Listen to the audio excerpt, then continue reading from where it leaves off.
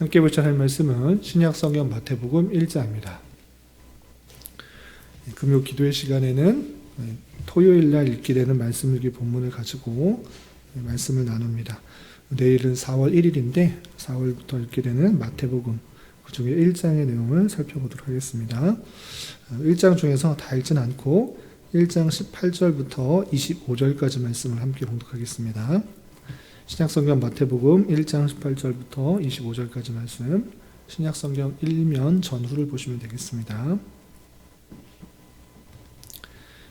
함께 봉독하겠습니다. 예수 그리스도 나심은 이러하니라.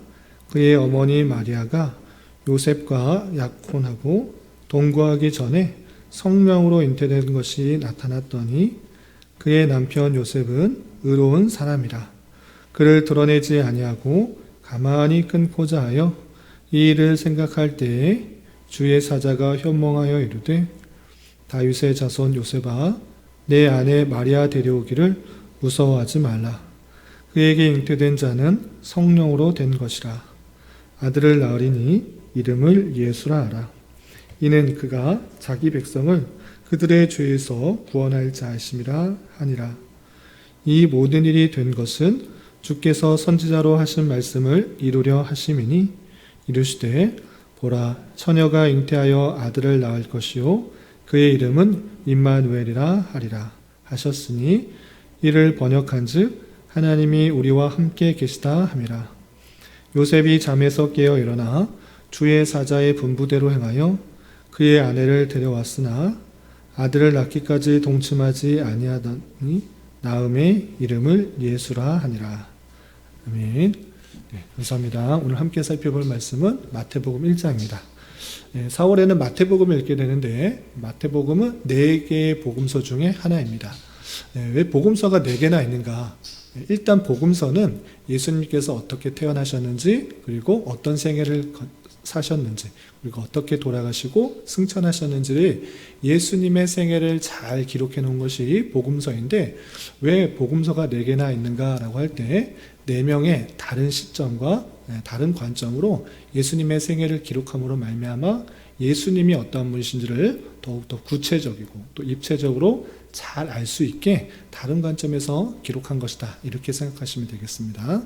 특별히 4월에 읽게 되는 마태복음은 어떤 특징이 있는 복음서인가 라고 할 때 구약에 예언되었던 그 메시아가 다름 아니라 예수님이다 라는 것들을 강조한 그런 복음서입니다. 그래서 4개의 복음서 중에 가장 많이 구약이 인용된 복음서가 어떤 복음서다? 이 마태복음이다. 마태복음을 통하여서 구약에 여러 번 예언되었던 그 메시아가 예수님이다라는 것들을 증거하는 것이 마태복음이다. 이렇게 생각하시면 되겠습니다. 그리고 또 한 가지 특징을 말하자면 다른 것도 물론 예수님에 대해서 다양한 것들을 증거하지만 이 마태복음은 예수님의 왕, 예수님께서 참된 왕이다라는 것들을 더욱더 잘 드러내고 있습니다. 다른 복음서도 예수님이 왕이라는 것 증거하지만 더욱더 잘 드러나는 것이 어떤 것인가 라고 할 때 마태복음이다. 이렇게 염두에 두시고 읽어가시면 좋겠습니다. 그렇다면 1장에서는 어떤 내용들이 있는지 그 내용을 좀 살펴보고 교훈을 받아서 기도 제목을 삼는 그런 시간을 갖도록 하겠습니다. 우선 1장은 1절부터 25절까지 길게 되어 있는데 두 부분으로 나누면 이렇습니다. 1장 1절부터 17절까지는 예수님의 족보에 대해서 나오고요. 그리고 우리가 읽었던 1장 18절부터 25절까지는 예수님께서 어떻게 나셨는지 그 내용에 대해서 다루고 있습니다. 족보와 태어나심 이 두 가지를 나누고 있는데 족보, 여러분들 마태복음 읽어보신 적 있으신가요? 1장? 처음에 나오는 부분은 예수님의 족보가 나오는데 이름도 어렵고 잘 모르기 때문에 누가 누구를 낳고 하면 좀 어렵지만 그것을 왜 읽기도 어렵고 잘 계보도 잘 모르겠는데 왜 나타났는가를 우리는 잘 알아야 됩니다. 그래서 1장부터 17절까지 1절부터 17절까지 있는 그 예수님의 족보, 그 족보를 통해서 3가지 정도 중요한 점이 있기 때문에 3가지를 알아두었으면 좋겠습니다. 첫 번째, 우리 1장 1절에서 보면 어떻게 되어 있는가? 아브라함과 다윗의 자손 예수 그리스도의 계보라 라고 하면서 아브라함을 이어서 다윗, 또 다윗을 이어서 예수께서 나오시는 그 계보, 그 족보가 어떠한지 다음과 같다라고 설명하고 있습니다. 그런데 왜 아브라함의 족보, 또 다윗의 족보, 예수까지 이어지는 그 족보를 밝히는가를 아는 것이 중요합니다. 그것은 다름 아니라 구약 성경에 이미 아브라함에게 약속하신 것이 있습니다. 무엇을 약속하셨을까요? 너의 자손을 통해서 대적을 칠 사람이 나올 것이다. 이런 것들을 알려주었던 것입니다. 그래서 아브라함에게 하셨던 약속, 그 메시아에 대한 약속이 계속적으로 이루어진다는 것들을 알려주기 위해서 표현한 것이고, 두 번째 마찬가지로 다윗의 자손이라고 표현하고 있는데, 마찬가지로 다윗의 자손을 통해서, 또 이새의 아들 다윗의 자손을 통해서 메시아, 참된 왕이 나타날 것을 이미 구약 성경에 알려주었기 때문에 아브라함에게 하셨던 약속, 다윗에게 하셨던 약속, 그 약속이 실제적으로 계대를 이어서 나타나고 있다는 것을 확실하게 증거해 주기 위해서 이 계보를 표현해 주고 있다는 것입니다. 아시겠나요? 그래서 그 약속들이 실제로 이루어져서 이 땅에 오신 것이고, 그가 뒤에 또 나오겠, 다시 한번 설명하겠지만 메시아로서 그리스도에서의 역할을 한다. 그럼 무엇이냐? 우리의 죄를 대신하여 돌아가심으로 말미암아 죄의 사함을 받고 구원을 얻게 될 것이라는 것들을 보여주시기 위한 그런 역사 실현의 모습으로 알려주고 있다는 사실들을 잘 깨달아야 될 것입니다. 그리고 17절 보면 이런 표현이 있습니다. 우리 17절 같이 한번 읽어볼까요? 1장 17절 함께 봉독합니다. 시작. 그런즉 모든 대수가 아브라함부터 다윗까지 14대요 다윗부터 바벨론으로 사로잡혀 갈 때까지 14대요 바벨론으로 사로잡혀 간 후부터 그리스도까지 14더라. 아브라함부터 다윗까지 14대, 다윗부터 또 바벨론으로 사로잡혀까지 14대, 또 바벨론 후부터 그리스도까지 14대, 14대씩 끊어지도록 그렇게 족보가 쓰여지는 것입니다. 그런데 여기서 누가 낳고라는 표현이 바로 이어지는 아들에게는 물론 쓰여지는 표현이지만, 이 원어의 의미에 있어서 구약 성경이나 신약 성경에 있어서나 이 낳고라는 의미는 그 바로 직접적인 낳은 아들의 뿐만 아니라 후손에게도 함께 표현되는 그런 의미입니다. 그래서 실제적으로 모든 아들이 딱딱딱 14대씩 끊어지는 것이 아니라 14이라는 숫자를 일부러 맞추기 위해서 그렇게 중간중간에 족보가 생략되어 있다. 이렇게 생각하시면 되겠습니다. 그래서 그 족보를 하나하나 밝히는 것에 중점을 두는 것이 아니라 정말 그 계보를 따라서 그 예수님께서 오셨다는 것들을 강조하기 위해서 14대씩 끊어서 설명하고 있는 것을 볼 수 있습니다. 이렇게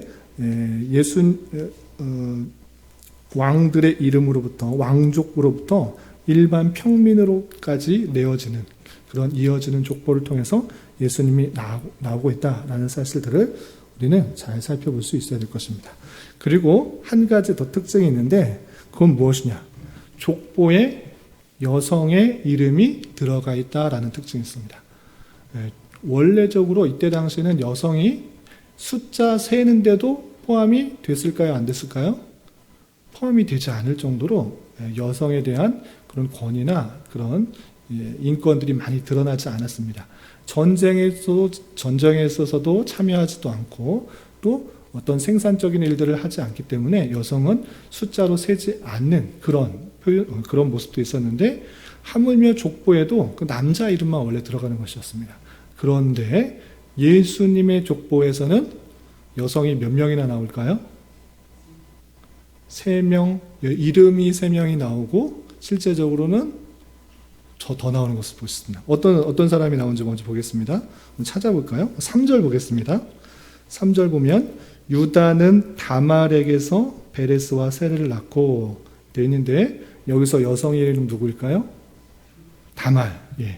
여기서 유다는 다말에게서 베레스와 세라를 낳았다라고 그냥 쭉 쓰여 있지만 구약 성경을 잘 읽어본 사람이면 창세기 내용을 잘 읽어보면 유다가 다말에게서 베레스를 낳았다. 이 다말이 아내일까요? 아닐까요?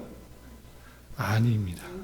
며느리인데도 그것이 참으로 부끄럽고 해서는 안 되는 그런 임에도 불구하고 그런 것과 상관없이 사실적으로 기록된 것입니다. 첫 번째 다말이 나오고요. 조금 건너뛰어서 살몬 5절 보겠습니다. 5절 보면 살못은 라합에게서 보아스를 낳고 되어 있는데 여기서 여성 이름 누구 있죠? 라합. 라합은 어떤 여인일까요? 기생은 몸을 팔아서 자기 수입을 얻는 그런 좋지 못한 직업인 것입니다. 순결한 그런 모습으로 삶을 살아가야 되는데 그런 것과 상관없는 그런 사람이었습니다.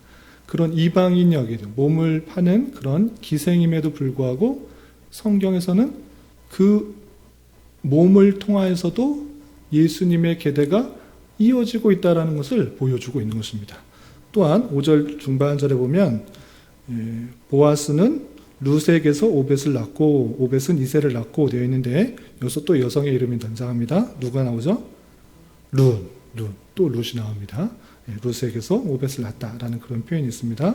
그리고 이름은 등장하지 않지만 6절에 어떤 표현이 있느냐? 6절 중반절 보시면 다윗은 우리야의 아내에게서 솔로몬을 낳았다 되었습니다. 아주 다윗 훌륭한 왕이죠. 그런데 누구에게서 솔로몬을 낳았다? 우리야의 아내 바세바에게 이 솔로몬을 낳았다 표현하고 있습니다. 자신하고 결혼한 관계에서 아이를 낳아야지 하나님께서 원하시는 그런 일반적인 관계일 텐데 그렇게 행하지 않고 나중에 그런 결혼 관계를 통해서 아이를 낳아서 또 솔로몬 우리야를 죽이고 전쟁에서 죽이고 바세바를 자기의 아내를 취하고 그 아내를 통해서 낳은 아이가 솔로몬인 것을 볼 수 있습니다. 다윗이 거룩하고 항상 잘한 그 모습들이 드러나는 것이 아니라 자기의 욕심에 따라 정욕에 따라서 사람을 죽이기까지 한 아주 못된 그 모습도 그대로 드러나고 있는 것입니다. 그래서 우리아의 아내 바세바까지 드러나는 것입니다. 그럼 지금까지면 다말, 라합, 룻 그리고 바세바 4명이 등장하고 또 계보는 아니지만 맨 마지막 16절에 이런 표현이 있습니다. 16절 보시면 야곱은 마리아의 남편 요셉을 낳았으니 마리아에게서 그리스도를 칭하는 예수가 나시니라. 그래서 예수님의 어머니 마리아가 등장합니다. 그래서 총 다 따지면 여성은 5명이 등장하고 이름은 4명이 등장하는 그 모습을 볼 수 있습니다. 그런데 잠깐 설명했다시피 계보, 족보는 원래 남자 이름만 등장하는 것인데 남자 이름만 등장하는 것이 아니라 여성의 이름이 등장하고 있고 또 여성도 아주 정결하고 거룩하고 아름다운 모습으로만 드러나는 것이 아니라 그 관계가 부적절함에도 불구하고 거침없이 드러나고 있는 그 특징들이 있는 것입니다. 이 내용을 통해서 무엇을 보여주시는 것인가 라고 할 때 하나님의 복음은 어떤 나라에 또는 어느 나라의 지위 또는 사람에게든지 차별 없이 하나님의 주권 가운데 놀랍게 역사하시는 하나님의 은혜를 살펴볼 수 있는 것입니다. 유대인의 혈통, 정통 혈통 아주 거룩하고 순결하고 아름다운 모습으로만 드러나면 될 것 같은데 하나님께서는 그러한 방법을 사용하지 않으셨다라는 것입니다. 그런 방법을 넘어서 하나님께서 부적절한 관계까지도 하나님께서 사용하시고 또 이방 사람들도 사용하셔서 하나님의 택하신 백성들을 구원하시기 위한 메시아가 나타나시는 그 놀라운 은혜들을 볼 수가 있는 것입니다. 인간의 생각과 인간의 계획보다 훨씬 더 높은 차원에서 하나님께서 섭리하시고 다스리시는 섭리를 우리는 잘 깨달아야 될 것입니다. 그리고 18절부터 25절까지는 그 족보에서 끝나지 않고 이 마리아로부터 어떻게 태어나는지 그리고 이름이 어떻게 붙여졌는지 설명되고 있는데 첫 번째로 생각할 것은 마리아가 잉태된 것은 요셉의 그런 결혼 관계를 통하여서 낳는가 그렇게 하지 않고 2번씩이나 반복해서 표현하고 있는데 그것은 18절과 20절에 성령으로 잉태되었다 이렇게 표현하고 있습니다. 18절에서 또 보시면 예수 그리스도의 나심은 이러하니라 그의 어머니 마리아가 요셉과 약혼하고 동거하기 전에 같이 살기 전에 성령으로 잉태된 것이 나타났다. 성령으로 잉태된 것이 마리아에게서 나타났다라고 표현하고 있고요. 20절에서도 말미에 보면 마리아 데려오기를 무서워하지 말라. 그에게 잉태된 자는 성령으로 된 것이다 라고 표현하고 있습니다. 마리아는 남자와의 그런 동거함을 통해서 아이를 가진 것이 아니라 성령으로 잉태되었다. 이것을 두 번씩이나 강조하고 있습니다. 왜 성령으로 잉태되었다라는 것을 강조하고 있을까요? 그것은 보통 인간의 그런 생육 방법으로 동거함으로 아이를 낳는 방법으로 낳다라는 것이 아니다라는 것을 보여주고 있는 것입니다. 보통의 인간적인 태생의 원리로 의하면 죄인과 죄인이 만나서 그 아들, 그 자손을 낳기 때문에 당연히 죄가 들어오는 것이지만 예수님의 나심은 사람과의 동거함으로 남자와 여자의 동거함으로 난 것이 아니라 성령으로 잉태됐기 때문에 죄가 그 가운데 들어하지 않았다라는 것들을 강조하기 위해서 그것을 표현해주고 있는 것입니다. 그리고 21절 그 이름을 무엇이라고 붙였는가? 우리 21절 말씀을 같이 한번 읽어보겠습니다. 시작. 아들을 낳으리니 이름을 예수라 하라. 이는 그가 자기 백성을 그들의 죄에서 구원할 자이심이라 하니라. 이름을 뭐라고 하셨다? 예수라는 이름의 뜻이 뭐라고요? 자기 백성을 그들의 죄에서 구원할 자이심. 구약에서는 여호수아라는 그런 이름이 신약에 있어서는 헬라어로 예수라는 그런 발음으로 맞춰진 것입니다. 그럼 무엇이냐? 자기 죄에서 그가 자기 백성을 그들의 죄에서 구원할 자다. 죄에서 구원할 자라는 뜻의 이름이 예수다라는 것입니다. 이것이 아주 중요한 것입니다. 사람은 누구나 죄가 있기 때문에 아담으로부터 물려오는 그런 죄가 있기 때문에 하나님께로 갈 수가 없고 하나님께 나아갈 수가 없는 것입니다. 그렇죠. 영원히 끊어진 관계 속에서 죄와 비참의 상태에 있어야 됐었던 것입니다. 그러나 아담과 하와에게서도 말씀해 주시고 아브라함에게도 말씀해 주시고 야곱에게도 말씀해 주시고 또 이삭에게도 말씀해 주시고 다윗에게도 말씀해 주시고 계속적으로 말씀해 주셔서 너희 힘으로 구원받는 것이 아니라 내가 메시아를 통해서 너희를 구원하실 것이라는 것들을 알려주었다. 그리고 너희 죄를 예수께서 다 사해 주시고 구원해 주실 것이라는 것을 알게 해주셨다는 것입니다. 그 구약에 계속적으로 예언되었던 모든 구약의 내용의 핵심적인 그 사항, 그 약속의 본체이신 예수님께서 나셨다라는 것들을 알려주고 그 뜻이 무엇인지를 밝히 깨달아 우리에게 오셨다라는 사실들을 잘 깨달아야 될 것입니다. 그렇기 때문에 그 예수님께서 오셨다라는 것을 잘 알고 그를 믿음으로 말미암아 우리의 죄가 사해지고 하나님의 백성이 되고 구원을 얻는다라는 사실들을 참으로 감사하며 기뻐해야 되는 것입니다.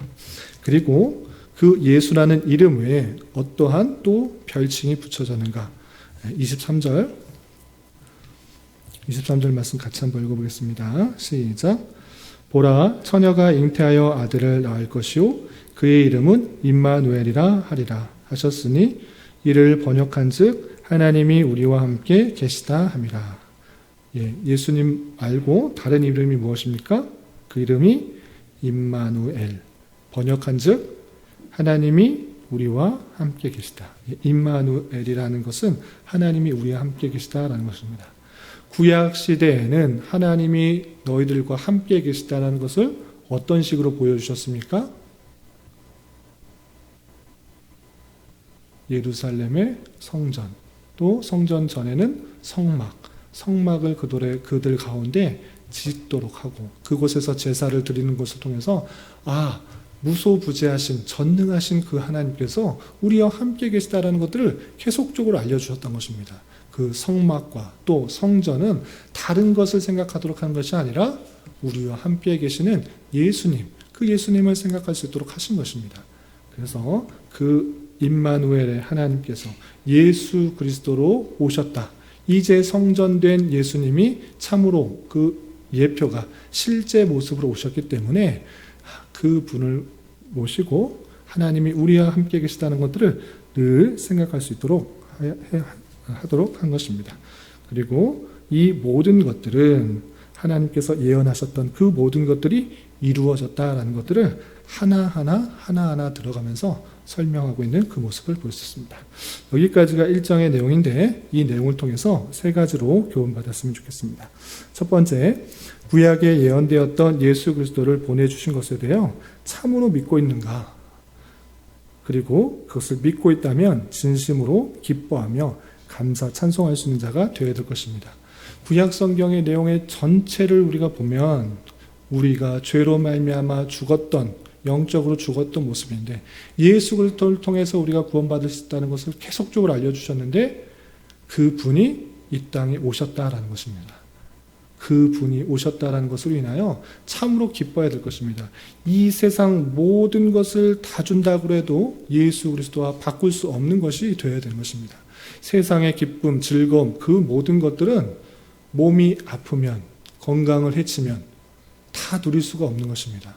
그러나 그 모든 것들을 해결하시고 그 모든 것들을 이겨내신 예수 그리스도께서 이 땅에 오셔서 세상에서 더할 것이 없는 영원한 생명을 주신 주님께 참으로 기뻐하며 감사하는 자가 되어야 될 것입니다. 저와 여러분들은 어떻습니까? 예수 그리스도로 인하여 참된 기쁨이 있습니까? 감사가 있습니까? 그렇지 않고 그냥 먼 나라 이야기, 딴 사람의 이야기로만 생각하고 있지는 않는가 되돌아봐야 될 것입니다. 정말 주님께서 이 땅에 오셨다라고 하면, 그분께서 약속대로 오셨다라고 하면 그분을 정말 나의 죄를 위하여, 내 모든 죄를 인하여 심판받아야 할 그 모든 죄를 위하여 이 땅에 오셨고, 그리고 그분께서 대신 돌아가심으로 말미암아 내 죄가 사해지고 그리고 구원받았다는 사실로 인하여 참된 기쁨이 있어야 될 것입니다. 그리고 날마다 감사 찬송을 올려드려야 되는 것입니다. 그런 삶을 살아갈 수 있는 저와 여러분이 되시기를 주님의 이름으로 부탁을 드립니다. 그리고 두 번째 생각할 것은 그 예수님의 다른 이름이 무엇인가 라고 할 때 임마누엘이라고 했습니다. 그 임마누엘의 뜻이 무엇이었습니까? 하나님이 우리와 함께 계시다. 그 구원의 주님께서 이미 십자가에 달려 돌아가시고 부활 승천하셔서 이제 안 보이니까 없다라고 생각하는 것이 아니라 우리와 늘 함께하여 주셔서 우리의 고통, 우리의 슬픔, 우리의 아픔, 그 모든 것들을 아시고 또 그 원함을 하나님께서 어떻게 해주신지를 계속적으로 말씀해 주고 계시다는 사실들을 잊지 말아야 될 것입니다. 그렇기 때문에 우리는 어떠한 삶을 살아가야 되는가? 주님과 늘 동행하며 우리와 함께 계시는 주님과 인격적인 교제 가운데 살아가야 되는 것입니다. 여러분들은 어떤 삶을 살아가고 있습니까? 정말 하나님과 인격적인 교제 가운데 살아가고 계십니까? 하나님께서 우리의 모든 죄를 사해 주시고 주님과의 그 밀접한 관계를 이루셨는데 그 뜻을 전혀 알지 못하고 내 생각과 내 뜻과 내 뜻과 내 원함과 내 욕심과 내 만족을 위해서만 살아가고 있지는 않은지 되돌아봐야 될 것입니다. 나의 모든 생각을 주님께 아뢰고 또 주님께서 말씀하시는 대로 살아가는 것, 그 기도의 시간만이 아니라 날마다의 삶 속에서 또 기도하고 간구하고 묻고 답하는 그런 인격적인 교제 가운데 살아가는 것, 그것이 성도의 삶인 것입니다. 바라기는 늘 우리와 함께 계시는 주님과 동행하면서 하나님께 모든 것을 맡기고 또 모든 것을 아뢰며 모든 것을 간구하고 또 주님께서 주시는 그런 응답과 또 인도하심에 따라 살아갈 수 있는 저와 여러분 되시기를 주님의 이름으로 부탁을 드립니다. 그리고 마지막 한 가지 더 생각할 것은 하나님의 복음과 섭리는 우리의 생각과 이해를 훨씬 더 뛰어넘어 역사하실 수 있음을 잘 깨달아야 될 것입니다. 내 생각 같아서는 아브라함과 다윗과 또 예수님까지 이어지는 그 계보가 정말 순결하고 정결하고 정통적으로 이어져야 될 것 같은데 그렇게 이어지지 않고 이방 사람과 또 불결한 여자에게도 또 나타나고 이어지는 그 모습을 볼 수가 있는 것입니다. 그리고 예수님께서 잉태되실 때도 성령으로 잉태되어서 또 낳게 되는 놀라운, 우리가 상상할 수 없는 방식으로 그 역사를 이루어 가시는 것을 볼 수가 있는 것입니다.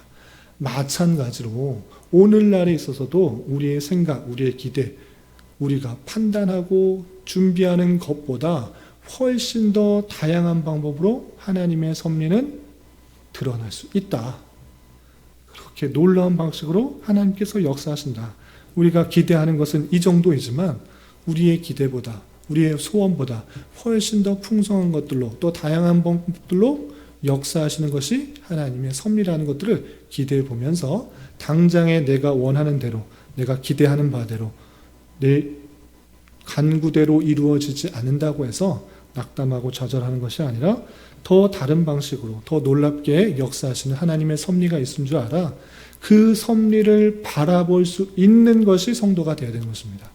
내 뜻대로 되지 않는다고, 내 간구대로 되지 않는다고 해서 하나님께서 없다, 안 계시다, 하나님께서는 응답하지 않으시는 분이다, 이렇게 생각할 것이 아니라 인간의 계획과 인간의 논리적인 생각과 판단보다 훨씬 더 뛰어넘는 하나님의 섭리가 있는 줄 알아 우리는 그것을 믿고 바라고 그것을 목도하는 자가 되어야 되는 것입니다. 여러분들의 삶에 있어서 그 모든 것들을 잘 바라보며 하나님의 놀라운 섭리를 경험하며 감사 찬송할 수 있는 저와 여러분 되시기를 주님의 이름으로 부탁을 드립니다. 기도하겠습니다. 하나님 아버지 감사합니다. 오늘 말씀을 통하여 예수 그리스도께서 이 땅에 어떻게 오셨는지와 그분이 어떠한 분이신지를 살펴보았습니다. 이런 말씀을 대하는 자로서 예수 그리스도를 참으로 우리 구세주로 믿고 기뻐 감사 찬송할 수 있는 자가 되게 하여 주시고 그분과 늘 동행하며 인격적인 교제를 하게 하여 주시며 내 기대와 소망보다 훨씬 더 풍성하게 채워주시고 인도해 주시는 선한 역사하심을 목도하시는 자 되게 하여 주시옵소서. 주님 계속해서 우리에게 주어진 여러 가지 기도 제목을 가지고 주님 앞에 나아갑니다. 믿음으로 간구하는 은혜의 시간이 되게 하여 주시옵소서. 예수님의 이름으로 기도 올리옵나이다. 아멘.